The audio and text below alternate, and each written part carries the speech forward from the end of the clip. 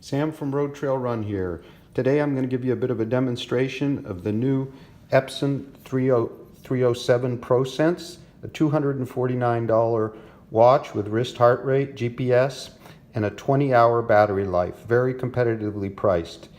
It sits in the midpoint of this brand new Epson ProSense line, starting at the ProSense 17, $99, with a GPS only, and going all the way up to the ProSense 367 at $399, a watch with an incredible 48-hour battery life with wrist heart rate and GPS running. The 307 and the 367 and a mineral glass 347 all share an incredible easy view display, electronic paper style, so very low battery consumption, but also very much glare free and among the very best and most readable of any that I've ever tried, and I've tried many. So now let's give you a bit of a demonstration.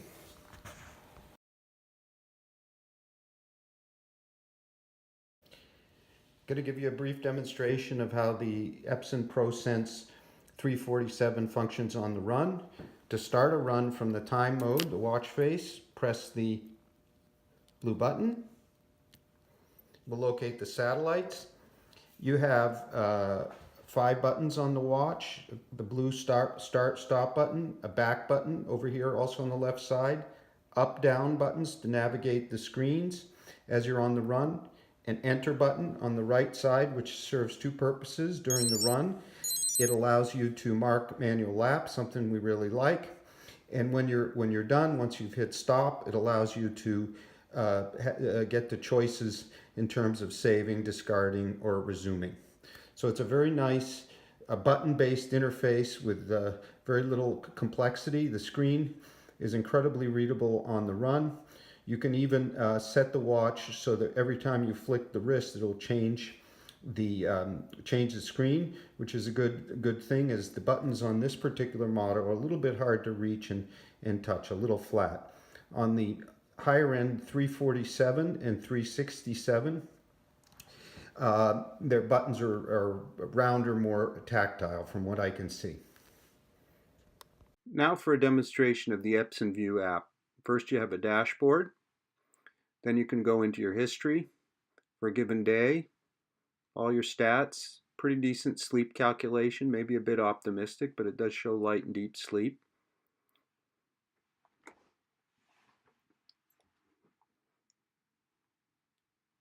Then we can come into a calendar view.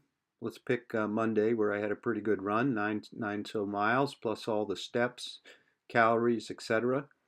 On the run view, you can choose any 2 items of data and compare them on the graph. It's quite a bit more visible on the web version of all this, which is very, very similar. So you can even look at that stride length, something kind of unique built into the Epsons, into the Epson 307.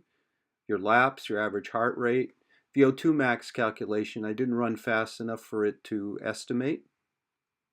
And back to the calendar.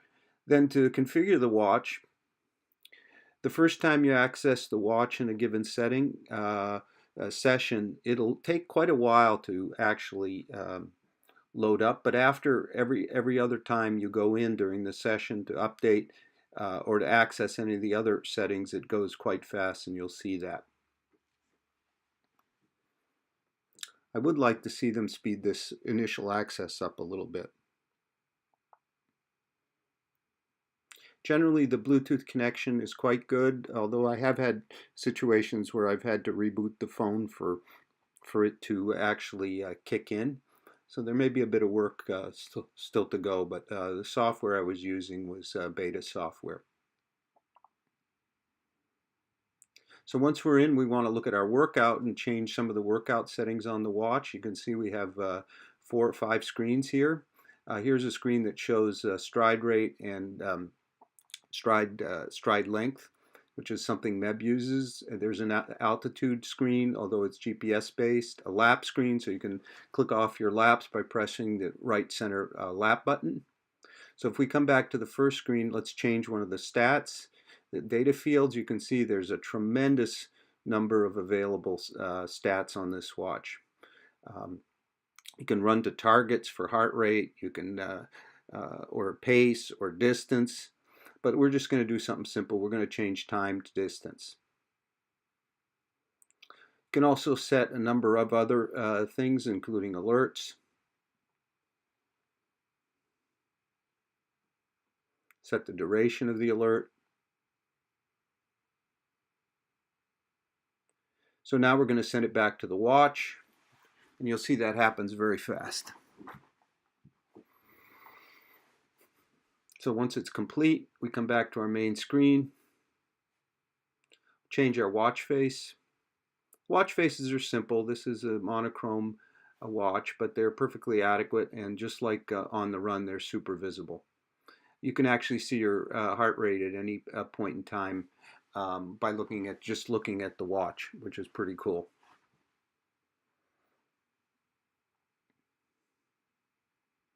You also sync via this screen, so it's a manual sync process. So you can see how much faster we're accessing the settings on this subsequent access. Heart rate based training, because this is a wrist-based heart rate watch, is quite solid. You can set automatically or manually your heart rate zones. You can set notifications. You certainly don't want notifications while you're sleeping, and I don't particularly like them when I'm actually running. Thanks for watching Road Trail Run.